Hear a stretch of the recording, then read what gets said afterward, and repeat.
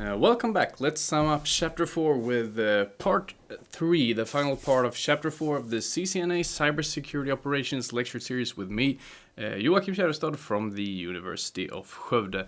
I think it should be time for me to do something fun to keep you interested and make sure that you get back here, but instead of telling some joke, I'll just continue like the nerd I am, and we'll talk for the next 20 or so minutes about services, and we will talk specifically about the transport layer of the OSI model and network services. So layer 4, or the transport layer, is responsible for establishing temporary sessions between applications, allowing applications to communicate. And what it does is that it traces individual conversations, segments data, and reassembles segments and identify applications.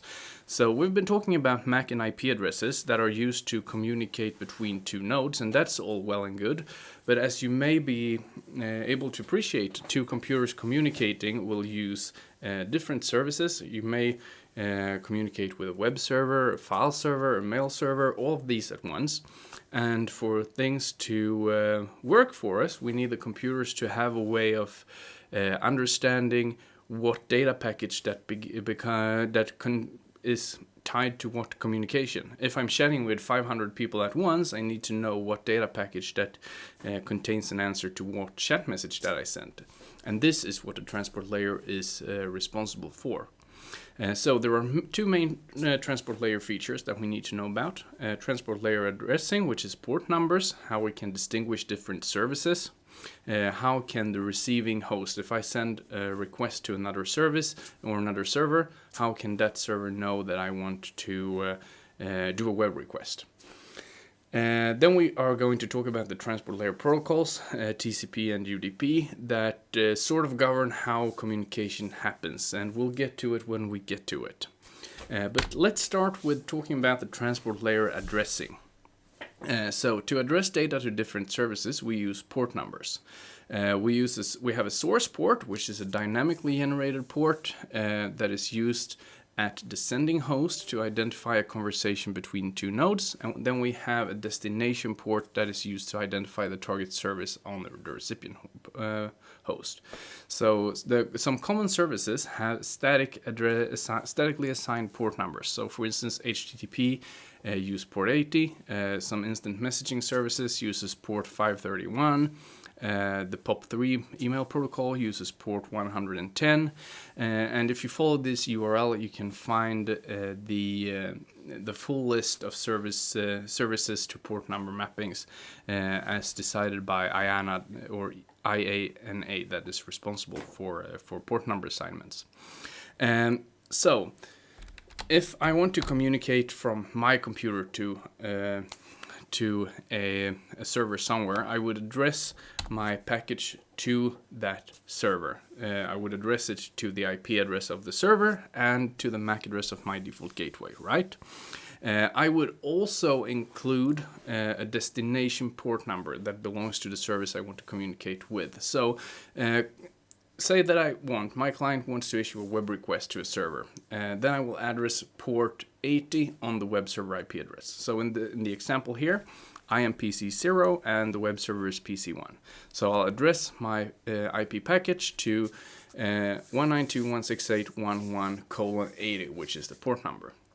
I will also use a local port number or source port number, and for this purpose I'll just take a dynamically assigned port.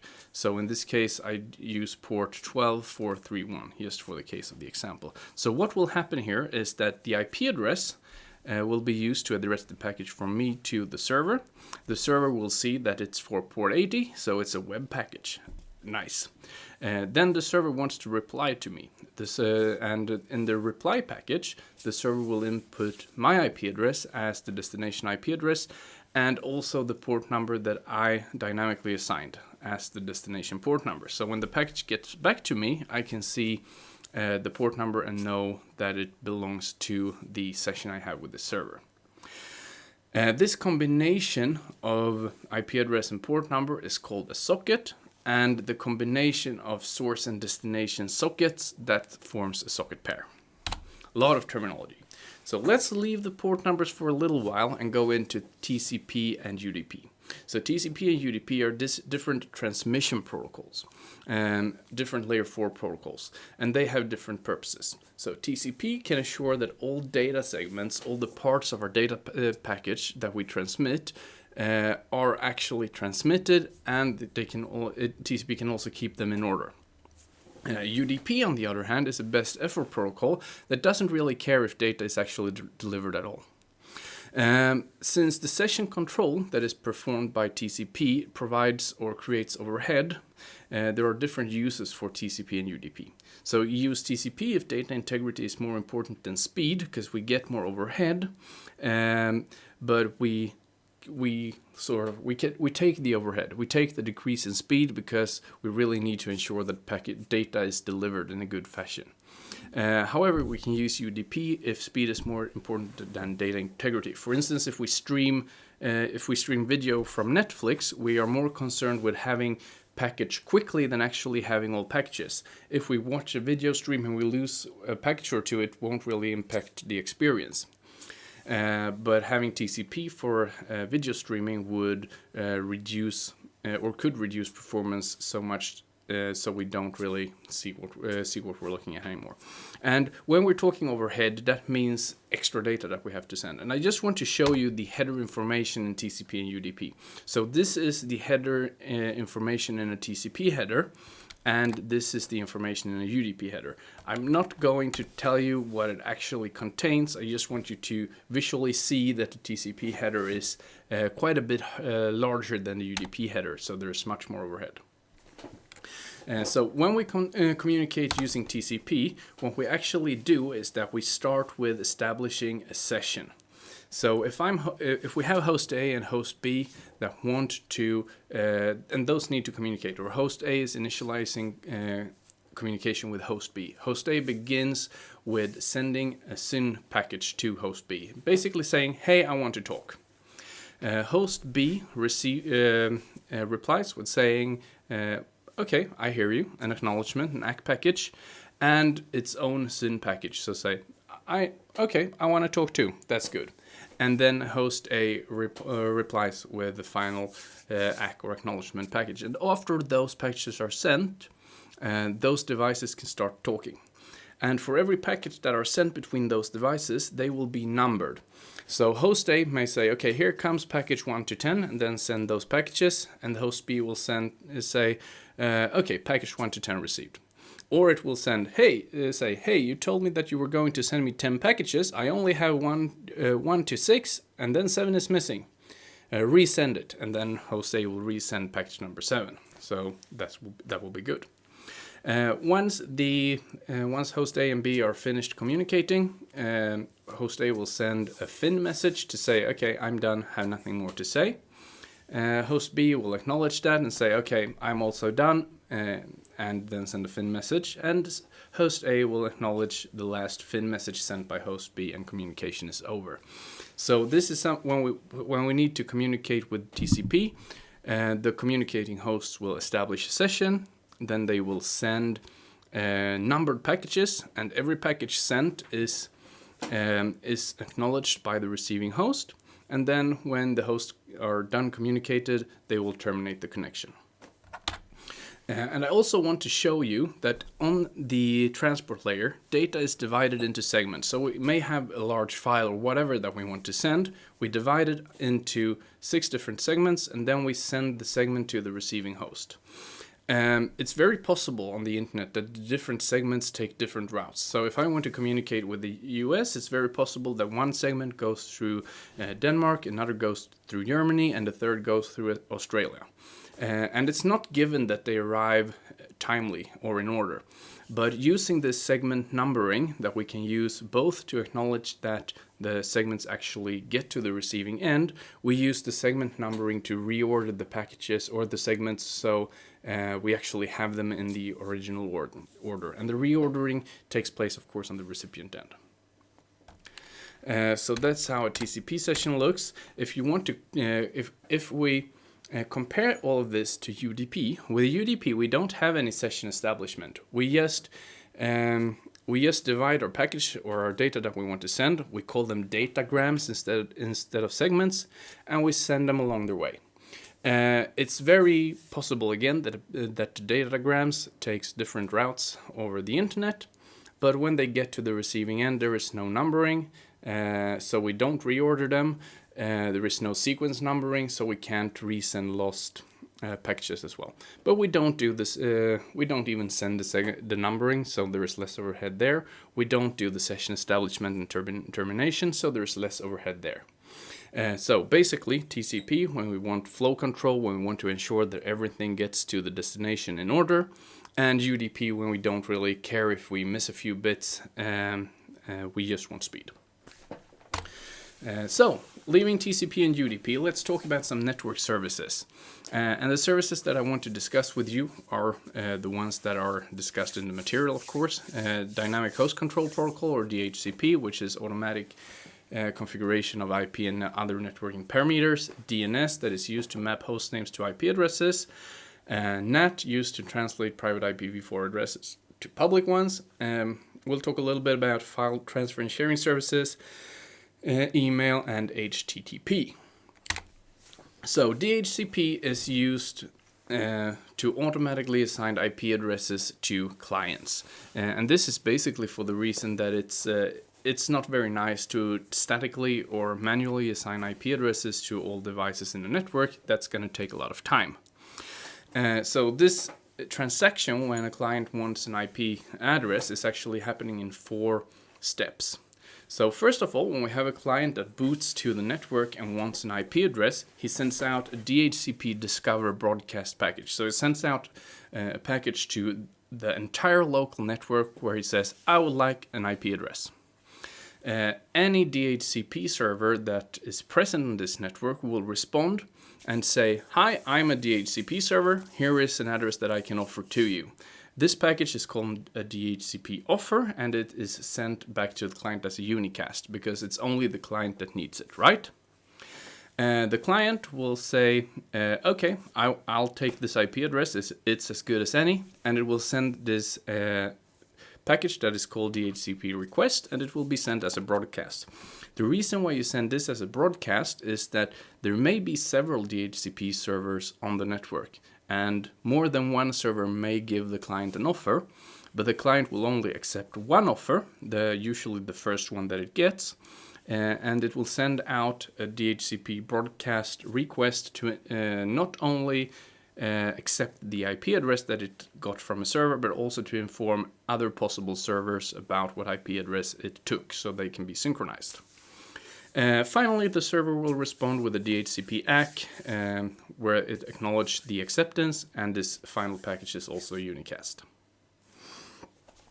So, let's talk a little bit about DNS. The purpose of DNS is to map IP addresses and host names. We've been talking a lot about IP addresses, MAC addresses, and stuff like that, but as you may know, and as you may even thought about, we don't usually type in IP addresses when we want to surf on the internet, because, well, that would be a lot.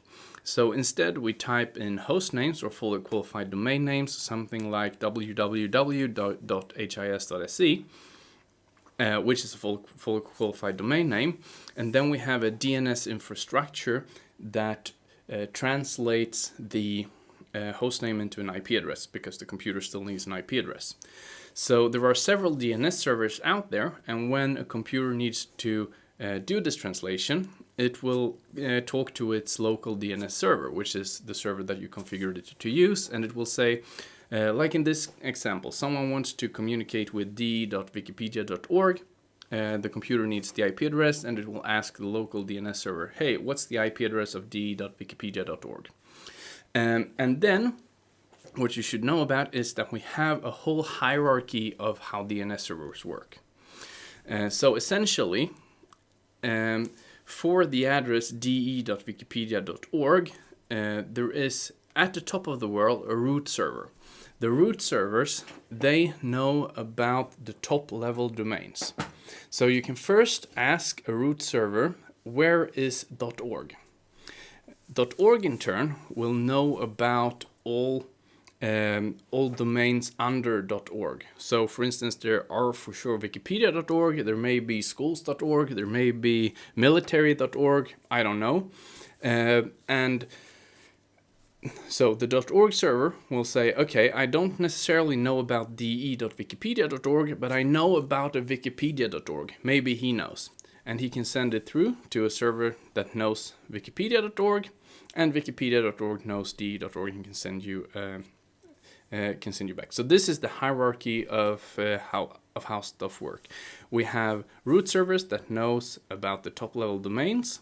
Then we have servers authoritative for the top level domains that knows about whatever they have under them, and so on and so forth. And this tree can actually go on for as long as you like. So let's look again at how DNS requesting works. So let's say that we have a client here that is requesting mail.yahoo.com. It wants to go to mail.yahoo.com. So what does it does? Well, first it's configured to use the local DNS server. So in the first step, it will ask the local DNS server, which in this case is called dns.sgsu.edu. That DNS server doesn't really know about the IP address of mail.yahoo.com. So what it does is that it asks the root DNS server.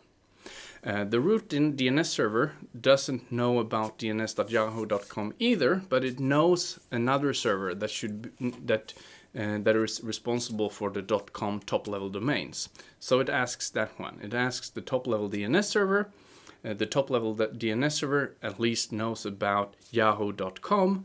So it asks that one, and the yahoo.com DNS server actually happens to know about the dns.yahoo.com, actually knows about mail.yahoo.com, so it will send back the reply and it will go all the way back.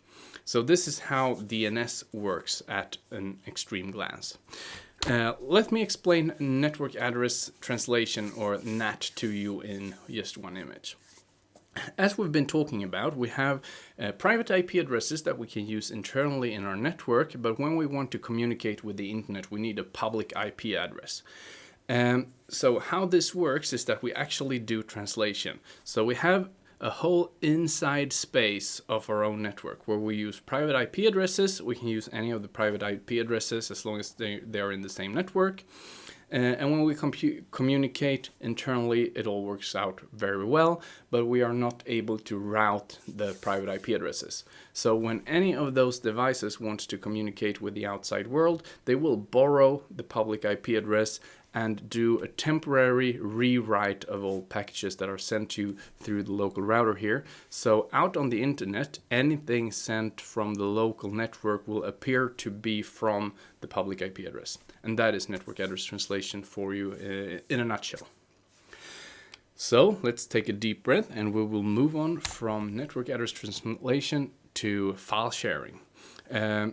And I'm just going to briefly introduce a couple of file sharing protocols. One of the more common file sharing protocols is FTP, which is a client-server protocol where a client establishes a connection using TCP port 21 first for control traffic, and then it establishes a second connection using port 20, which is for data.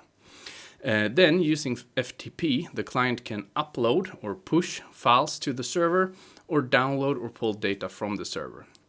What you should know is that FTP in itself is insecure, but there is a version that uses SSH or secure shell for security, and that version is called SFTP, and that's the version that should be used.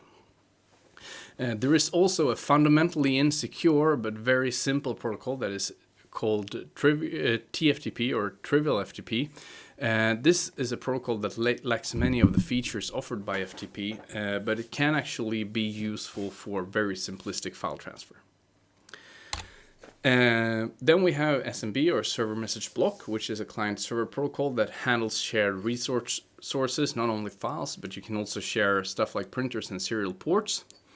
Here you have different message types where you can start, authenticate, or terminate a session, control file and printer access, allow for an application to send or receive messages to or from another host. You should really read up on SMB, even though it's not a very big part of this course, because it's an integral part of Microsoft networking. Um, one slide on email. Emails are important. Email is actually divided into different techniques. So you have the simple mail transfer or SMTP protocol that is used to send email between servers. That uses port 25. And then you have a POP3 or IMAP that is used to retrieve emails from a mail server. POP3 uses port 110 and IMAP uses port 143. So emails, you can think of them as something living at mail servers out there, and when mail servers need to communicate, shuffle emails between them, they use SMTP, and when we as users want to use Outlook or some other client or web client to get the mails, we use POP3 or IMAP. Let's round off with HTTP in a couple of slides. HTTP is a request response protocol that we basically use to surf the web. It's a protocol that uses port 80, and it's usually or always client initiated, where a client issues one of 6 requests, usually using a web browser. The perhaps most common request is the GET request, where you request data, typically a web page. But there are other requests as well, such as POST, where you can submit data to the server, PUT, where you can upload resources, delete, that you can use to remove a resource, options, which basically returns the HTTP methods that the server supports. So if the client sends an option request, it will get the methods supported by the server in return. And then we have connect, which requests that an HTTP proxy forwards an HTTP TCP session to another direction. HTTP is a plain text protocol, so everything is sent in plain text, but there is a secure version, HTTPS, that you can use for encrypted communication. So the responses that you get in return of those requests can either be an informal response, 100, which means continue. This means that you can continue with your request. The server just verifies that that the request can be fulfilled. Then there are two different success, or a couple of different success options. We have 200, which basically means that a request completed, and 202, which means that a request has been accepted for processing, but processing is not completed yet. And then we have errors. For instance, we have 403, which is the return code you get if you try to do a request that you're not allowed to do, or 404, which means not found. And that basically means that the server can't find what you requested, and that is what you get if you, for instance, mistype a URL. So to browse to a web page, we issue a GET request. So consider typing http://www.his.etsy/index.html in a web browser. It will generate a GET request where we request to the host www.his.etsy. We issue that we want to get index.html, and we use the protocol HTTP version 1.1. Looking closer at the URL, we have 3 different parts actually. First we have HTTP, which is the protocol we want to use. Then we have the server name, or the fully qualified domain name, and then we have index.html, which is the file that we actually request. Index.html is usually the default, which is what we request when we don't specify anything. So in addition to what we have seen, the URL can include more parts, and this is where it becomes very interesting from a security standpoint. So some things that we can include is a port number. So while the standard behavior for a web server is to listen to port 80, it's not necessarily so. It can listen to any port that's a configurable parameter, and let's say we want to communicate with a shady web server, so we put it on port 666. Well, then we can specify that we want to communicate with it using port 666 by appending :666 to the URL. We can also apply a query string to ask for something specific, to query the server for something. For instance, in this case, we query for a document. And finally, we can append a fragment, and a fragment could, for instance, refer to a named anchor in the HTML document. So we can say that we want to query for this document and we want to go to this specific anchor. So that sums up the final part of this video lecture on chapter 4, the introduction to networking. We will talk more about networking in chapter number 5. I hope you made it this far and that you're still awake. If you are, see you next time. Feel free to leave any comments in the comment field.